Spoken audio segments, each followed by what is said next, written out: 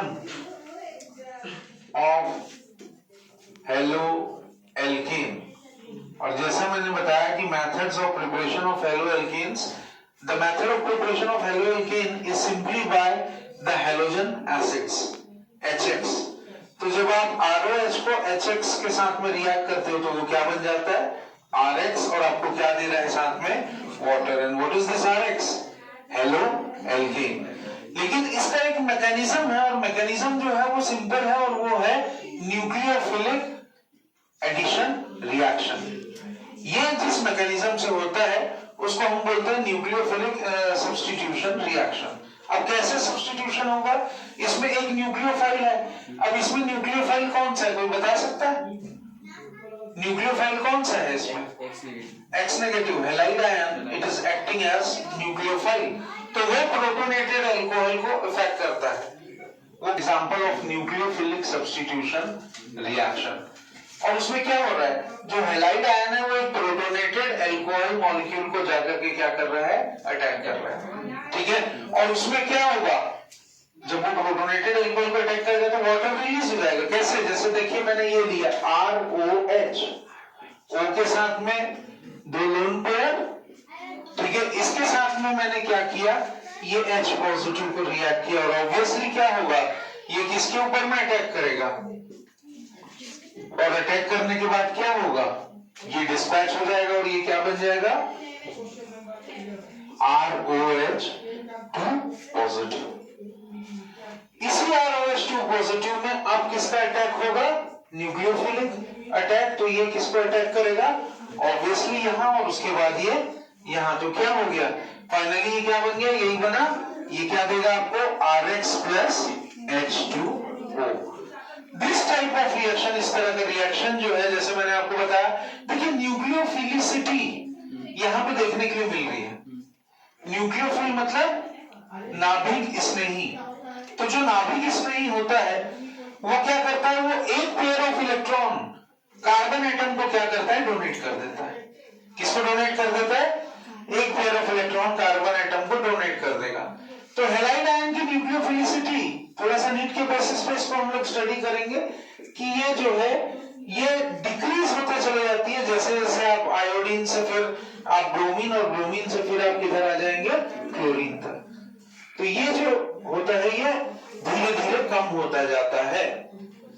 तो methods of preparation of halo alkene में ये एक सबसे पहला तरीका है जिससे आप हेलो एल्केन हेलोजन एसिड के साथ में रिएक्ट करके बना सकते हो। इसी में हम लोग एक दूसरा मेथड देखेंगे, जैसे मैं एल्काइल क्लोराइड बनाना चाहता हूं या क्लोरो एल्केन सपोज अगर मुझको बनाना है, तो मैं उसको कैसे बनाऊंगा, किस तरीके से बनाऊंगा। तो आइए उसको भी थोड़ा सा एक बार स्टडी कर देते हैं। एक छोटा सा रिएक्शन देखते हैं। लेट अस सी इथेनॉल। बड़ा सिंपल सा है, इथेनॉल सबको आता है बनाना, CH3CH2OH। इसी इथेनॉल को जब आप हाइड्रोक्लोरिक एसिड के साथ में रिएक्ट करते हैं, HCl के साथ में रिएक्ट करते हैं, लेकिन इस मेथड को हम लोग ग्रूव्स प्रोसेस बोलते हैं। इस मेथड को हम लोग क्या बोलते हैं, this method is known as grooves process. और ग्रूव्स प्रोसेस एक्चुअली है क्या, इसमें हम इन प्रेजेंस, किसके प्रेजेंस में लेंगे, एनहाइड्रस ZnCl2। तो जब आप एनहाइड्रस ZnCl2 के प्रेजेंस में इसको रिएक्ट करेंगे तो ऑब्वियसली ये क्या बन जाएगा, बताइए, CH2Cl प्लस H2O। तो ये बन गया क्लोरोइथेन या इथाइल क्लोराइड, और साथ में क्या निकला आपका, वाटर निकल गया। तो ये चीज आप लोग अगर करके देखेंगे तो बड़ा सिंपल है। इसी में हम लोग एक और रिएक्शन देखते हैं, 2-methyl propane to all, 2-methyl propane to all plus HCl, and this reaction takes place at room temperature. I repeat, 2-methyl propane to all plus hydrochloric acid. Same वही चीज होगा, what is 2-methyl propane to all। अगर आप लिखेंगे तो कैसे लिखेंगे, ये बन गया आपका 2-methyl propane to all plus HCl, और फाइनली ये जब रिएक्ट होगा तो क्या बनेगा, ये देखिए यहां से रिप्लेसमेंट होगा किसका, OH का, और इसकी जगह क्या आ जाएगा, क्लोरीन आ जाएगा। तो ऑब्वियसली ये क्या बन गया आपका, CH3C CH3 CH3 Cl plus क्या बन गया आपका H2O। अगर ये रिप्लेस होगा तो इस तरीके से बन जाएगा, मतलब ये क्या बन गया आपका टर्शियरी ब्यूटाइल क्लोराइड या 2-क्लोरो 2-मिथाइल प्रोपेन, 2-क्लोरो-2-मिथाइल प्रोपेन या टर्शियरी ब्यूटाइल क्लोराइड। इस तरीके से आप इसको ऑब्टेन कर सकते हैं। अब मैं एक दूसरा मेथड बताऊंगा जिसको हम लोग बोलते हैं ब्रोमो एल्केन। ब्रोमो एल्केन या एल्काइल ब्रोमाइड को आप कैसे बना सकते हैं, how can you make bromo alkane और एल्काइल ब्रोमाइड। अब इसमें एक खास मेथड हम लोग यूज करते हैं।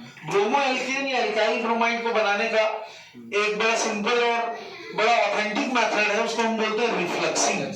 क्या बोलते हैं उसको, रिफ्लक्सिंग। अब रिफ्लक्सिंग होता क्या है, पहले आप रिफ्लक्सिंग समझ लीजिए कि क्या होता है, और उसके बाद मैं इसको आपको थोड़ा सा डिटेल में समझाने की कोशिश करूंगा। जैसे आप किसी लिक्विड को, अगर आपने कोई लिक्विड लिया ही हुआ है और इसके ऊपर में आपने एक कंडेंसर जोड़ दिया, मान लीजिए सपोज आपने इसमें एक साथ में कंडेंसर जोड़ दिया, और उसके बाद आप उसको ऑब्टेन कर रहे हैं। The process of heating any liquid, किसी भी लिक्विड को जब आप गर्म करते हैं और गर्म करके जब आप उसको इस कंडेंसर में ठंडा कर देते हैं, और ठंडा करने के बाद जब आप उसको इस फ्लास्क में ऑब्टेन करते हैं, तो इस प्रक्रिया को हम लोग बोलते हैं रिफ्लक्सिंग। क्या बोलते हैं इस प्रोसेस को, रिफ्लक्सिंग। लेकिन इसमें एक्चुअली जो ठंडा होता है वो पहले भाप बनता है, पहले वो वेपर बनता है, और वेपर बनने के बाद वो कंडेंस बैक होके इस फ्लास्क में आ जाता है। तो इस प्रक्रिया को हम रिफ्लक्सिंग बोलते हैं। ब्रोमो एल्केन्स को हम ऑब्टेन करेंगे, जैसे इथेनॉल लिखिए, इथेनॉल CH3CH2OH, इथेनॉल प्लस आप इसमें साथ में क्या लेंगे, ethanol plus HBr, hydrogen bromide, that is HBr, और इसको आप रिएक्ट करेंगे किसके प्रेजेंस में, थोड़ा सा सल्फ्यूरिक एसिड ले लेंगे। याद रखिए कि यहाँ पे at this stage sulfuric acid is acting as a catalyst। Sulphuric acid यहाँ पे कैटलिस्ट की तरह काम कर रहा है, और इसमें हम यही मेथड अपनाएंगे, that is refluxing. What is this method? This method is what you regularly call as refluxing। और ये आपस में रिएक्ट करके आपको क्या बना के देगा, ऑब्वियसली बना के देगा ब्रोमो इथेन CH3CH2Br, और साथ में क्या निकला आपका H2O। तो इस तरीके से भी आप एल्काइल ब्रोमाइड या ब्रोमो इथेन ऑब्टेन कर सकते हैं, ब्रोमो एल्केन ऑब्टेन कर सकते हैं। वैसे ही एक और रिएक्शन देखेंगे बहुत ध्यान से, और उसको हम बोलते हैं आयोडो एल्केन या एल्काइल आयोडाइड। हमने अभी बहुत सारे बनाए, अब देखते हैं आयोडो एल्केन और एल्काइल आयोडाइड। कैसे आप आयोडो एल्केन ऑब्टेन करते हैं। आयोडो एल्केन जैसे मैंने आपको बताया था कि इन सीटू मेथड से, इन सीटू मेथड मतलब टुगेदरली, साथ में अगर आप इसको ऑब्टेन करेंगे, बनाइए इथेनॉल, ये तो इजी सा रिएक्शन हो गया। एक दूसरा देखते हैं, मिथेनॉल बनाइए। चलिए मिथेनॉल अगर आप देखेंगे आपके पास में क्या है, मिथेनॉल है, दैट इज CH3OH, मिथेनॉल है आपके पास में। इस मिथेनॉल को आप potassium iodide Ki plus H3PO4, what is H3PO4, phosphoric acid. तो इसके प्रेजेंस में आप इसको हीट करेंगे, गर्म करेंगे, और जब आप इसको गर्म करेंगे तो देखते हैं कि ये क्या क्या चीज इसमें आपको निकल के बाहर आता है। एक तो आपको CH3I जरूर मिलेगा, ठीक है। इसके साथ में क्या बना, KHPO4, और साथ में क्या बन रहा है, इसके साथ साथ और क्या निकल रहा है, KH2PO4 और वाटर। इस प्रोसेस में आपको मिल क्या रहा है, यू आर गेटिंग आयोडोमीथेन। क्या मिल रहा है आपको, आयोडोमीथेन। एक और दूसरा मेथड है जिससे कि आप हेलो एल्केन्स को बना सकते हैं and that method is known as action of phosphorus halide. देखिए फॉस्फोरस हैलाइड जब अल्कोहल्स के साथ में रिएक्ट करता है तो वो हेलो एल्केन्स या एल्काइल हैलाइड बनाता है। क्या बनाता है वो? हेलो एल्केन्स या एल्काइल हैलाइड। अच्छा, सबसे बेस्ट और टेक्निकल मेथड यही माना जाता है, क्योंकि इस मेथड में आपको 80% तक जो यील्ड होता है that is so excellent that it is released up to 80%। 80% तक आपको हेलो एल्केन्स या एल्काइल हैलाइड जो है वो मिल जाता है 80% तक। तो ये देखते हैं हम क्लोरो एल्केन या एल्काइल क्लोराइड को कैसे बनाएंगे। छोटा सा रिएक्शन है, करके दिखाइए। ROH plus PCl5 phosphorus pentachloride. बड़ा छोटा सा रिएक्शन है, इजीली बन जाएगा। बना के देखते हैं। ROH is what? That is alcohol, और इसके साथ में PCl5 फॉस्फोरस पेंटाक्लोराइड। अगर आप इसको आपस में रिएक्ट करोगे तो देखो ये क्या बनता है। चलिए करके देखिए। आप यहां से ये R पॉजिटिव Cl नेगेटिव, तो RCl तो आपका निकल ही गया। अब क्या बचा? POCl3 plus HCl। Am I right? तो सबका यही निकल गया। ठीक है, what is this POCl3? Phosphorus oxychloride. What is this POCl3? It is phosphorus oxychloride. Clear? इस तरीके से भी आप क्लोरो एल्केन या एल्काइल क्लोराइड को बना सकते हो। एक और तरीका है, and that method is by the action of thionyl chloride. कौन सा मेथड है? Action of thionyl chloride। तो ये वो भी मेथड देख लेते हैं, एक्शन ऑफ thionyl chloride कैसे हम इसको बना सकते हैं। Let us see to that also. अगर आप थायोनिल क्लोराइड का मेथड देखेंगे तो कैसे बनाएंगे थायोनिल क्लोराइड से? सबसे पहली बात आपको जानना है कि थायोनिल क्लोराइड होता क्या है।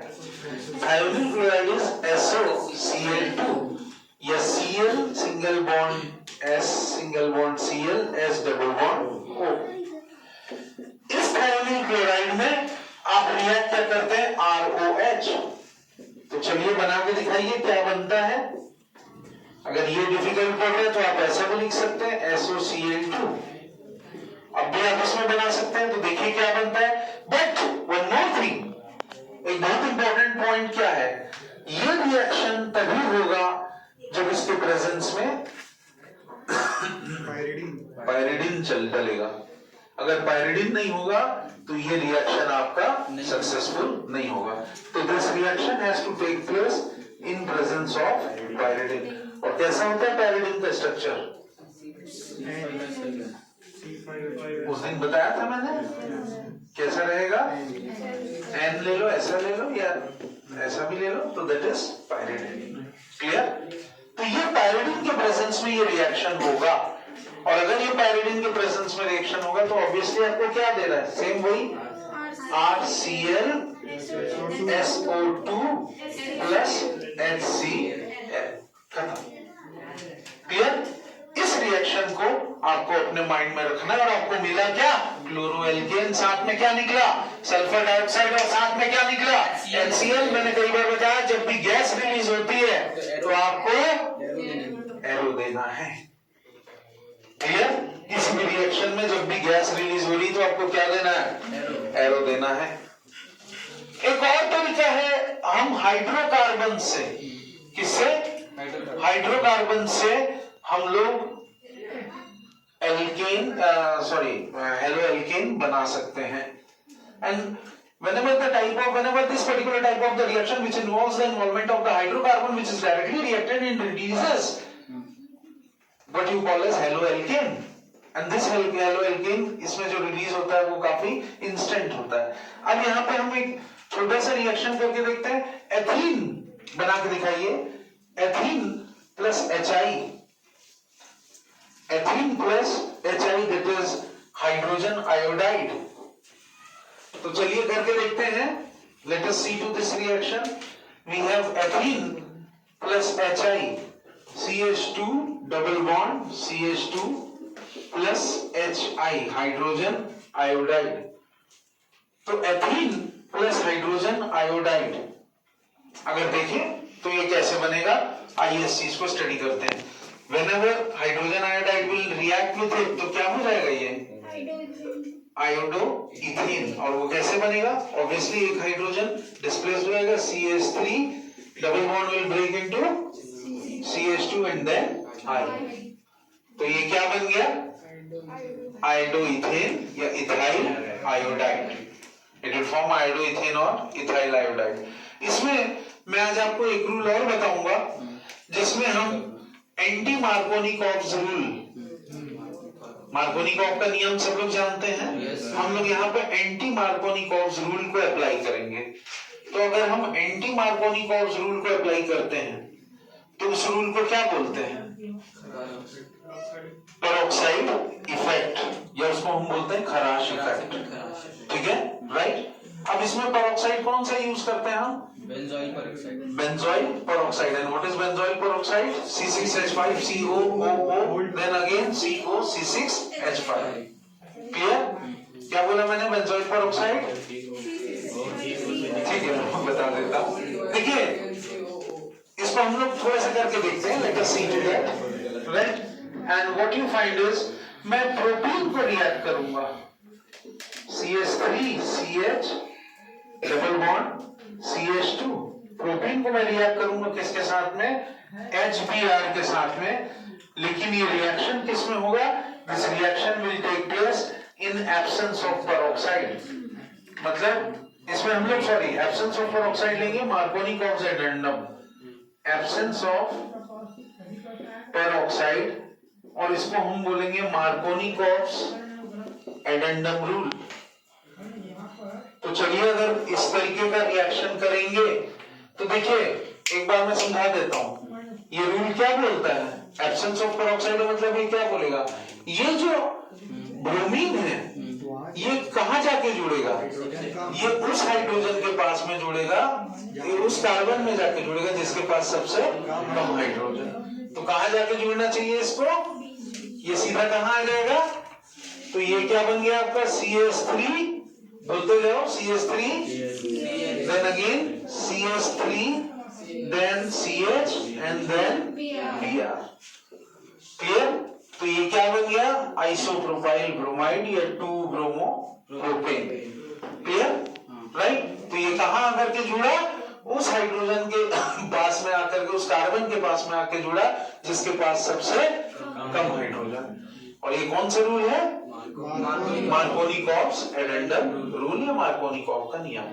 ठीक है, इसको याद रखेंगे। और एंटी मार्कोनिकॉव्स रूल क्या हुआ, पेरोक्साइड इफेक्ट या इन presence of benzoyl peroxide C6H5COOO then again CO then C6H5। Clear, right, benzoyl peroxide. ये एक तरीका था जिससे हम हेलोएल्केन बना सकते थे।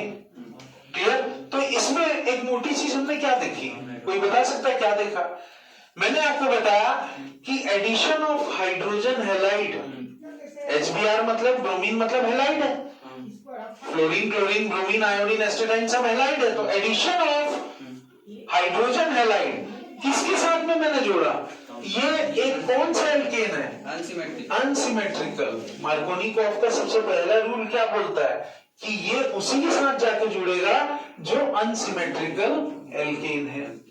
क्या है ये, अनसिमेट्रिकल एल्केन। तो ये उसी में जाके जुड़ा, ये अगर सिमेट्रिकल होता तो ये रिएक्शन पॉसिबल नहीं था।